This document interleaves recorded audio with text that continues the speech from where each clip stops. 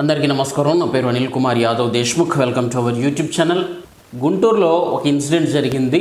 ఖచ్చితంగా ఆ వివస్త్రకు గురైన మహిళకి 100% న్యాయం జరగాలి. అందులో దోషులు ఎవరైనా కానీ కఠినాతి కఠినంగా శిక్షించబడాల. ఇది ధర్మం. నేను మాట్లాడే మాట ఇదే, కూటమి ప్రభుత్వం చెప్పిన మాట ఇదే, నారా చంద్రబాబు నాయుడు గారు కూడా అనౌన్స్ చేసింది ఇదే విషయం. ఆ వ్యక్తి ఎవరైతే వివస్త్రకు ఆ అమ్మాయిని గురి చేయడానికి ప్రయత్నం చేశాడో అతన్ని పార్టీ నుంచి కూడా సస్పెండ్ చేశారంట. పదవి కూడా నాకు తెలిసి ఇప్పుడు మున్సిపాలిటీ అనుకుంటుంది. మున్సిపాలిటీ పోస్టింగ్ కూడా ఆల్రెడీ కంప్లీట్ అయిపోయినాయి. సో ఇప్పుడు పదవి లేదు, బట్ పార్టీకి మాత్రం అతన్ని సస్పెండ్ చేశామని కూడా అనౌన్స్ అయిపోయింది. అయితే దీన్ని రాజకీయం చేయడం కోసం వైఎస్ఆర్సీపీ పార్టీ వ్యక్తులు రంగంలోకి దిగిపోయారు. ఎందుకంటే విషయం సమిసిపోయింది కదా, ఆల్రెడీ దీనికి సెటిల్మెంట్ అయిపోయింది కదా, దీన్ని చట్టపరంగా ఆల్రెడీ సిబిఎన్ గారు కూడా శిక్షిస్తా అని చెప్పి హామీ ఇచ్చిండు. కాబట్టి ఎక్కడ ఈ కూటమి ప్రభుత్వానికి వివక్ష లేదు, వీళ్ళకి పక్షపాతం లేదు, వీళ్ళకి మన పరాయి అన్న తేడా లేకుండా వీళ్ళు రూల్ చేస్తూ ఉన్నారు, వీళ్ళు స్టేట్మెంట్లు పాస్ చేస్తూ ఉన్నారు. జనాల్లో ఎక్కడ మంచి పేరు వస్తుందో కూటమి ప్రభుత్వానికి అన్న ఆలోచనతోటి ఇక్కడ అంబటి రాంబాబు గారు బరిలోకి దిగారు. నిజంగా అంబటి రాంబాబు మాట్లాడుతుంటే ఏదో సినిమాలో మన సప్తగిరి అడ్వకేట్గా ఉంటాడు, బోన్ల పోసానే ఎవరో ఉంటారు సంథింగ్. అయితే నువ్వు చేసిన తప్పేంది, ఏదో రేప్ చేశాడంట, నువ్వు చేసావా, లేదు లేదు, సరే చేశాడు, అయితే ఏంది ఇప్పుడు, మర్డర్ కూడా చేశాడు, రేప్ చేసి మర్డర్ కూడా చేసినావా, లేదండి అసలు రేపే చేయాలి మర్డర్, సరే మర్డర్ కూడా చేసిండు, అయితే ఏంది ఇప్పుడు అని చెప్పి జడ్జిని కోపోద్రేక్తుడిగా మార్చి అసలు లాస్ట్కి సార్ అసలు వీడికి మాకు ఎలాంటి సంబంధం లేదు సార్ అని చెప్పి ఆ అడ్వకేట్నే అందులో బోన్లో నిలబడ్డ వ్యక్తి తిడతాడన్నమాట. ఇంచుమించు వీళ్ళ రాజకీయ కక్ష కూడా ఇంచుమించు అట్లనే ఉంది. చూపిస్తుంది చూడండి ఒకసారి. అంబటి రాంబాబు ఇక్కడ మాట్లాడుతుంటే నిజంగా నాకు ఆ అభాగ్యులకి అండగా నిలబడట్లేదు, వాళ్ళని అడ్డంగా బుక్ చేసినట్టుంది. చూడండి ఈ పాయింట్ పరంగా చెప్తాను. 15వ తారీఖు సాయంత్రం 8:30 గంటల ప్రాంతంలో జరిగితే నోట్ చేసుకోండి. 15వ తారీఖు సాయంత్రం 8 గంటలకు ఇన్సిడెంట్ జరిగింది. నారా చంద్రబాబు నాయుడు గారు ప్రపంచానికి నిన్న జరిగిందని చెప్తున్నాడు. నిన్న అంటే ఎన్నడు, ఈ వీడియో రిలీజ్ అయ్యేటప్పటికి అది 17వ తారీఖు. ఓకే, 15వ తారీఖు రాత్రి ఇన్సిడెంట్ జరిగింది. మధ్యలో 16వ తారీఖు గ్యాప్ వచ్చింది. 17వ తారీఖు సిబిఎన్ దృష్టికి వెళ్ళింది. ఆ రోజే ఆయన మాట్లాడేసింది. దానికి ఏదో 6 నెలల తర్వాత మాట్లాడినట్టు, 2 నెలల గ్యాప్లో మాట్లాడినట్టు, వారం రోజుల తర్వాత మాట్లాడినట్టు నిన్న జరిగిందని చెప్తాడంటే ఈ 3 రోజులు యాక్షన్ తీసుకోకుండా అట్టి పెట్టారు కాబట్టి దాన్ని అలా చెప్పేటటువంటి ప్రయత్నం చేస్తున్నారు. నెంబర్ 1. నెంబర్ 2, ఇద్దరి మధ్యన తగాదా అంటున్నారు. ఇది ఇద్దరి మధ్యన తగాదా కాదు, మరి ఆ వార్డులో ఉన్నటువంటి తెలుగుదేశం పార్టీ సెక్రటరీకి ఒక పౌరుడికి జరిగినటువంటి సంఘర్షణ. అది ఇద్దరి మధ్యలోదే కదా. మరి సెక్రటరీ అయితే ఆడు మనిషి కాదా, పౌరుడు అయితే ఇల్లు మనుషులు కాదా, ఇద్దరి మధ్యలో. ఇదే నేను అన్నది. సప్తగిరి ఎట్లయితే బుక్ చేస్తూ ఉన్నాడో ఇది ఇక్కడ సప్తగిరి లాగానే ఉన్నాడు. చెప్పు ఇంకా చాలా ఉంటాయి. కుటుంబాన్ని నేను ఫాతిమా గారు వెళ్ళాం, పరామర్శించాం, విషయాలు తెలుసుకున్న తర్వాత మాత్రమే మేము మాట్లాడుతున్నాం. ఏం తెలుసుకున్నాం, ఏం జరిగింది చెప్పు. ఆ బాధితురాలి యొక్క భర్త అంటే ఆ బాధితులు రోడ్డు పక్కన ఒక బోరు వేసుకున్నారు. రోడ్డు పక్కన బోర్ వేయడం తప్ప కాదా? పర్మిషన్ లేకుండా గ్రామాలలో బోర్ వేస్తేనే తప్పు.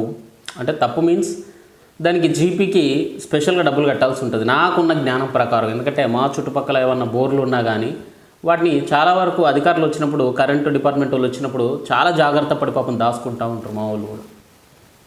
అట్లాంటిది రోడ్డు మీదనే వేసిందంటే మరి తప్ప కాదా? గ్రామంలో కాదు, మళ్ళీ డైరెక్ట్ అది మున్సిపాలిటీ అంట, తప్పే కదా. చెప్పు. సంవత్సరాల క్రితం బోర్ను వాడుకుంటున్నారు. అది బజార్ రోడ్డు కాదు, పర్సనల్గా వేసుకున్నది. అది పబ్లిక్ది అయితే అది వేరు, కానీ పర్సనల్గా బోర్లు పర్మిషన్ తీసుకుని వేయాలా. ఈ మధ్యన రిపేర్ వస్తే దాన్ని చేసి రిపేర్ చేసుకుంటుంటే ఈ తెలుగుదేశానికి సంబంధించినటువంటి వ్యక్తి కార్యదర్శి, ప్రధాన కార్యదర్శి, ఆ పార్టీ డివిజన్ ప్రధాన కార్యదర్శి అయినటువంటి మల్లెల మూర్తి వెళ్ళి అటకాయించాడు. ఎందుకు అటకాయించామని అడిగాడు. అడిగితే ఆయన చెప్పిన మాట, బాధితుల యొక్క భర్త చెప్పిన మాట, చెప్పు, క్యాష్ కొట్టు పని చేసుకోమని చెప్పాడు. నేను క్యాష్, ఒరే బాబు, క్యాష్ కొట్టు కాదు దాని అర్థం, దానికి ట్యాక్స్ కట్టు అని అర్థం అనుకుంటారా? ఇదే నేను చెప్పేది ఇదే. నిజంగా వాళ్ళకి జరిగింది అన్యాయమే, వాళ్ళకి న్యాయం జరగాలనే నేను హార్ట్ఫుల్ కోరుకుంటాను. వివస్త్రం చేయడం అనేది ముమ్మాటికి తప్పు. ఆ విషయాన్ని ప్రతి ఒక్కరు ఖండించారు. సిబిఎన్ గారు కూడా ఖండించిళ్ళు. ఆల్రెడీ మనకి పనిష్మెంట్ జరుగుతుంది, కాదనట్లే. వీళ్ళు వచ్చి పొలిటికల్ డ్రామా ఆడేటప్పుడే ఎక్కడ లేనిది అనవసరంగా వాళ్ళ మీద ఉన్న కొద్దు గొప్ప జాలి కూడా ఈ ఎదవల వల్ల, ఈ సన్నాసుల వల్ల పోతుంది. అది వచ్చింది బాధ. పాపం వాళ్ళకి జరిగిన అన్యాయం దేశానికి తెలిసింది, ప్రపంచానికి తెలిసింది, చంద్రబాబుకు తెలిసింది. అందరూ వాళ్ళ పట్ల మంచిగానే ఉన్నారు. వాళ్ళకు న్యాయం చేయడానికే ప్రయత్నాలు జరుగుతాయి ఆల్రెడీ. మీరు వచ్చి రాజకీయం చేయాలనుకుంటే పెంట అవుతుంది, ఇట్లా అవుతుంది. చెప్పు. కొట్టను అన్నాడు. కొట్టను అన్న తర్వాత అంటే ట్యాక్స్ కట్టను అన్నాడంట. వెళ్ళి మున్సిపాలిటీలో కంప్లైంట్ చేశాడు. మంచి పనే కదా, కరెక్టే కదా. ట్యాక్స్ కట్టట్లేరు, మరి వాళ్ళకి ఎట్లా పర్మిషన్ ఇచ్చారు, ఎట్ట సంగతి ఇది, మరి బోర్ ఎట్లా వేసుకున్నారు వాళ్ళు, అట్లా వేసుకోకూడదు కదా అని చెప్పి మున్సిపాలిటీలో కంప్లైంట్ ఇచ్చింది కదా, మంచిదే కదా, తప్పేం లేదు కదా. ట్యాక్స్ కట్టను అనగానే ఎందుకు కట్టమని చెప్పి అటాక్ అయితే చేయలే కదా. మున్సిపాలిటీ వాళ్ళు వచ్చారు, తీసుకొచ్చారు. ఓకే, మంచిదే. వచ్చిన తర్వాత వీళ్ళు వెళ్ళి అడ్డగించారు మున్సిపాలిటీ వాళ్ళు తీస్తుంటే. మరి అది కరెక్ట్ కాదు కదా. మరి మున్సిపాలిటీ అంటే ఇప్పుడు ప్రభుత్వానికి సంబంధించిన ఏ గవర్నమెంట్ అన్నా కానీ వాళ్ళు ధర్మం, వాళ్ళ డ్యూటీ వాళ్ళు చేయాల్సిందే. నువ్వు ట్యాక్స్ కట్టకుండా దొంగతనంగా నువ్వు బోర్ వేసుకొని వాడుకుంటే ఖచ్చితంగా దాన్ని తీసే ప్రయత్నమే చేస్తారు కదా. ఎవరైనా రిమూవ్ చేయడానికే ట్రై చేస్తారు కదా. వాళ్ళు అది చేసారు, వాళ్ళ డ్యూటీ వాళ్ళు చేసారు కదా. దాన్ని మీరు నువ్వు పోయి అడ్డుకున్నారని చెప్పి తప్పు కదా. మూర్తి ఇప్పుడు బాధితురాలైనటువంటి మహిళని ఇష్టం కొట్టాడు. ఇది తప్పు. ఒకవేళ ఆమె ఏమనకుండా ఉండుంటే ఇతను కొట్టుంటే తప్పు. కొట్టిన తర్వాత ఆ రోజు సాయంత్రం అంటే 15వ తారీఖు సాయంత్రం పోలీస్ స్టేషన్కి వెళ్ళారు. ఈ బాధితురాలు కుటుంబం. ఇది కూడా 15వ తారీఖు సాయంత్రం. కొడుకు ఆమె వెళ్ళారు. Okay, done. చేతికి గాయాలని ఓకే, డన్. చూపించారు. చేతికి గాయాలని అంటే కేసు పెట్టండి. ఆగండి, మీరు ఆగండి. వెళ్ళి ఆసుపత్రికి వెళ్ళమన్నారు. అవును, అంతే కదా. వెళ్ళారు. పోలీసులు ఎవరైనా అది అంటారు. కేసు రిజిస్టర్ చేయండి అన్నారు. ఆగండి అన్నారు. చెయ్యలేదు. ఎందుకు చేయలేదు చెప్పాలి. నారా చంద్రబాబు నాయుడు గారు చెప్పాలి. ఓకే, కేసు ఫైల్ అవ్వలేదంటే నాకు తెలిసినంతవరకు దానికి తీవ్రత ఎంత ఉందో అప్పుడే రాదు కదా. అది ఎమ్మెల్సీ అయితే ఇప్పుడు చేతికి కాళ్ళ గాయాలైనాయి అంటారు. అది గ్రేవెన్స్ వస్తుందా రాదా అనేది చూడాలి కదా. సరే, ప్రైమరీగా వాళ్ళు ఎఫ్ఐఆర్ చేసినా బాగుండేది. వాస్తవానికి అయితే చేస్తుంటే బాగుండేది, నేను కూడా కాదనట్లేను. బట్ అప్పటికప్పుడు చేసినా కానీ ఇమ్మీడియట్ యాక్షన్ ఉండదు అబ్బా. ఇమ్మీడియట్గా సెక్షన్ అప్లికేబుల్ అవ్వదు. ఖచ్చితంగా ఎమ్మెల్సీ రిపోర్ట్ వస్తేనే వాడిని రిమాండ్కి పంపడమా, స్టేషన్ బెయిల్ ఇవ్వడమా, ఏం చేయాలనేది police will decides, court will decides. ఇప్పుడు ఒకవేళ చేసినా కానీ ఇమ్మీడియట్ యాక్షన్ అయితే ఉండదు కదా. ఎమ్మెల్సీ వస్తేనే కదా యూజ్. దానివల్ల ముందే రిమాండ్ చేయమంటారు అయితే మరి. అంటే రిమాండ్ చేసేంత స్థాయిలో మరి గాయాలు ఉన్నాయా లేవో తెలియదు. అందుకే ఎమ్మెల్సీ వచ్చేదాకా ఆగొచ్చు, లేదా ప్రైమరీగా ఎఫ్ఐఆర్ చేసినా బాగుండేది. మరి తాత్కాలికంగా ఎఫ్ఐఆర్ చేసి ఉన్నా బాగుండేది. తర్వాత ఏం చేశారండి పాపం ఆ భర్త ఏం చేశాడంటే, సరే ఇంటికి వెళ్ళండి మీరు, నేను పోలీస్ స్టేషన్లో ఉంటాను, పోలీసులు ఇంకా రాలేదని ఆ భార్యని కూతుర్ని ఇంటికి పంపించాడు. అప్పుడు వచ్చాడు మూర్తి మళ్ళా ఒక అవతారంతో. కొంతమంది వెంట పెట్టుకొచ్చాడు. దానిలో ట్రాన్స్జెండర్స్ ఉన్నారు. తీసుకొచ్చి భర్త పోలీస్ స్టేషన్ లో ఉండగా, పోలీస్ స్టేషన్ లో కేసు రిజిస్టర్ చేయమని భర్త అక్కడ కూర్చుని ఉండగా, ఎరా పోలీస్ స్టేషన్ లో కేసు పెడతావా, నేను తెలుగుదేశం అండి, నువ్వు పోలీస్ స్టేషన్ లో కేసు పెడితే కేసు రిజిస్టర్ చేస్తారా చూస్తా అని ఆ ట్రాన్స్జెండర్స్ సహాయంతో 9 మంది ఆమె మీద దాడి చేశారు. తప్పు. ఇదైతే తప్పు. తప్పే. బట్టలు తీసేశారు. చాలా తప్పు. సోషల్ మీడియాలో భయంకరంగా వస్తున్నాయి, వైరల్ అవుతున్నాయి. ఓకే, తప్పే. విచ్చలవిడిగా బట్టలు కూడా తీసి నడి రోడ్డు మీద కూర్చోబెట్టారు. ఇప్పుడు మహాభారతంలో విన్నాం, వ్యవస్థలు చేశారు. అది కూడా పూర్తిగా కృష్ణుడు అడ్డుకున్నాడు. కానీ కేవలం కొడుకులు వేశారు, కొడుకులు కొట్టారు, ఆవిడ కొట్టారు. ఏం చేయాలి? ఏం జరుగుతుంది రాష్ట్రంలో? చంద్రబాబు నాయుడు గారు చెప్తారు, హామీ ఇస్తున్నాడు, మళ్ళీ హామీ ఇస్తున్నాడంట. మహిళలకు ఏమన్నా జరిగితే ఊరుకోను అని జరిగిందే. ఏం చేసాం? వెళ్ళారు, మళ్ళీ వెళ్ళారు. బావమంట ఆ పోలీస్ స్టేషన్ లో ఉన్నటువంటి భర్త వచ్చి ఈ సంఘటన తెలుసుకొని వీళ్ళని తీసుకెళ్ళారు. కేసు రిజిస్టర్ చేయండి అన్నారు, కంప్లైంట్ ఇవ్వండి అన్నారు. 1 గంట దాకా కంప్లైంట్ రాస్తానే ఉన్నారు. 1 గంట కూడా కేసు రిజిస్టర్ చేయాలి. నైటా మధ్యాహ్నమా? నువ్వు మహిళవి, ఇలాంటి ఘోరం జరిగింది అంటే ఆగండి ఆగారు. వాళ్ళు పిలిచారు ట్రాన్స్జెండర్స్ తరఫున ఈ మూర్తిని అందరూ పిలిచి కాంప్రమైజ్ పెట్టారు. కాలా పంచాయతీ చేశారు.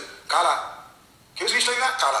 ఎందుకంటే ఎమ్మెల్యే గారు చెప్పని కేసు రిజిస్టర్ చేయాలి. చివరికి మధ్యాహ్నానికి అనుకుంటారు, మధ్యాహ్నానికో 11 గంటలకో రాజీ పడ పొమ్మంటే అప్పుడు కేసు 4 నెలలుగా రిజిస్టర్ చేశారు. రిజిస్టర్ చేసి కేసు ఓకే రిజిస్టర్ చేసిల్లు కదా. మరి రాత్రి ఇన్సిడెంట్ జరిగితే 11 గంటల వరకు రిజిస్టర్ చేసిల్లు కదా, పొద్దుగాల 11 గంటల వరకు. మరి ఇంకేమిరా అంటే నాకు అర్థం కాలేదు. ఇప్పుడు నైటే గొడవ జరిగింది, నైటే ట్రాన్స్ వచ్చారు. నాకు ఒక్క నైట్లోనే ఇవన్నీ జరిగినాయా? ఫస్ట్ వాళ్ళు కొట్టుకొని ఎవరు మున్సిపాలిటీ వాళ్ళు రావడం అదే అప్పుడే జరిగింది, ఇతను తోసేయడం అప్పుడే జరిగింది, వాళ్ళు పోలీస్ స్టేషన్ పోవడం అప్పుడే జరిగింది, ఇజ్రాయల్ రావడం అప్పుడే జరిగింది, వ్యవస్థ జరగడం అప్పుడే జరిగింది, 1 గంట దాకా పోలీస్ స్టేషన్లో అప్పుడే. అంటే ఒకరోజు తర్వాత జరిగిందా, ఆ రోజేనా? కొంచెం క్లారిటీ చెప్పు.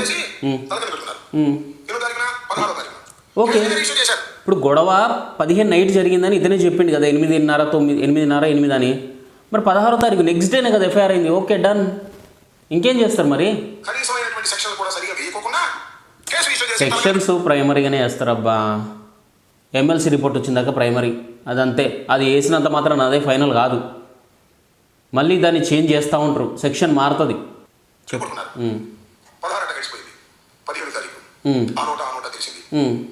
ఇంకా చిత్రమైన విషయం ఏంటంటే అదృష్టం వాళ్ళ ఇంటికి 2 కెమెరాలు నేను చూసేచ్చాను, నేను అమ్మాయిని చూసేచ్చాను. 2 కెమెరాల రికార్డు నేను మొత్తం ఆ రికార్డు తీసుకెళ్ళి చూపించాను. అమ్మో ఈ పప్పు నీకు వ్యవహారం ఇంకేముంది, వైఎస్ఆర్సీపీ ఎంట్రీ అయిపోద్ది, మహిళా సంఘాలు వచ్చేస్తాయి అని అప్పుడు మేర్కొన్నారండి చంద్రబాబు నాయుడు గారు, మన అక్కడ లోకల్ ఎమ్మెల్యే గారు. ఇది జరిగింది 15వ తారీఖున అయితే ఆమె దృష్టికి వస్తే 17వ తారీఖు ముందు జాగ్రత్త జరిగి ఒక లెటర్ రిలీజ్ చేసింది పాపం ఎమ్మెల్యే గారు. మరి అంతే కదరా, ఇప్పుడు 15వ తారీఖు నైట్ ఇన్సిడెంట్ జరిగింది, 16వ తారీఖు పోలీస్ స్టేషన్లో ఇది ఎఫ్ఐఆర్లు అయినాయి. తర్వాత సీసీ ఫుటేజ్ పోలీసులు కదా ఎంక్వైరీ చేసేది. అవును, ఎఫ్ఐఆర్ చేసిన తర్వాత వాళ్ళు వచ్చి 16వ తారీఖు చెక్ చేసిళ్ళు, 17వ తారీఖు వరకు అది పబ్లిసిటీ అయింది, వాళ్ళ దృష్టికి పోయింది, వాళ్ళు మాట్లాడేది. తప్పే ఉంది, అంతే కదా. సిబిఐని 17వ తారీఖే కదా అనౌన్స్మెంట్ ఇచ్చింది. మరి ఇది ఎస్ కరెక్టేగా. మరి వచ్చా 16వ తారీఖు ఎఫ్ఐఆర్ అయిందని నువ్వే చెప్తాను కదా నీ నోటితోటి. ఒక పక్క ఎఫ్ఐఆర్ అవుతుంది, ఆ సీసీలు ఎట్లా బయటపడితే ఎఫ్ఐఆర్ అయిన తర్వాతనే సీసీలు పోలీసులు వచ్చి ఎంక్వైరీ చేసినట్టున్నారు, ఈ లోపల సీసీలు చెక్ చేసినట్టున్నారు. మరి ఇట్లా జరిగింది, ఇది కథ అని చెప్పినట్టున్నారు. సిబిఐ దృష్టికి పోయింది. మరి ఆయన 17వ తారీఖు మాట్లాడిను, మంచిదే కదా. ఇంకా లేట్ చేస్తే ఏమన్నా అనుకోవచ్చు, ఒక వారం 10 రోజులు మీ లెక్క. కానీ కాదు కదా, 48 అవర్స్లోనే రిజల్ట్ వచ్చింది కదా నీకు. 48 కూడా 40 అవర్స్లోనే వచ్చింది కదా. వితిన్ 12 అవర్స్లో ఎఫ్ఐఆర్ అయింది మీకు. రాత్రి 8 గంటలకు ఇన్సిడెంట్ జరిగితే నెక్స్ట్ డే 11 గంటల వరకు ఎఫ్ఐఆర్ అయింది. అంటే ఎన్ని గంటల్లో అయినట్టు? 12 15 గంటల్లో ఎఫ్ఐఆర్ అయింది. 40 అవర్స్లోనే సిబిఐ కూడా రియాక్ట్ అయ్యింది, సీఎం కూడా. ఇంకేం జస్టిస్ కావాలి మీకు? సోషల్ మీడియాలో జరిగిపోతుంది, ఇక ఇది ప్రమాదాన్ని తెచ్చిపెడుతుంది అనేది. అప్పుడు మాత్రం మేల్కొని ఈ కాయకు రిలీజ్ చేసి చేతులు దులిపేసుకుందాం అనేటువంటి ప్రయత్నం చేస్తున్నారు. ఎంత దారుణమైనటువంటి చేతులు ఎవరు దులిపేయరు, నువ్వు సన్నాస్ లెక్క మాట్లాడకు. ఇప్పటికీ ఇంక ఎమ్మెల్సీ రిపోర్ట్ రాకున్నా నాకు తెలిసినంత వరకు అది గ్రేవెన్స్ వచ్చిందా రాలేదా, నార్మల్ ఇంజురీస్ అయినా ఏందనేది తెలుస్తుంది. ఓకేనా? వివసనం చేయడం తప్పే, ఆ పరంగా శిక్ష ఓకే. అండ్ అట్లనే ఇటు కూడా ఇంజురీస్ కూడా ఏ లెవెల్లో జరిగిందన్నది కూడా ఎమ్మెల్సీ రిపోర్ట్ రాదు ఇంక ఇప్పుడే. ఆ ఎమ్మెల్సీ రిపోర్ట్ కూడా రాలేదు. ఈ లోపలనే సిబిఐ రియాక్ట్ అయ్యిందంటే ఇంకా సంతోషించాల్సింది. దీన్ని పాలిటిక్స్ చేస్తాను చూసినావా వీడు. ఇది విషయం.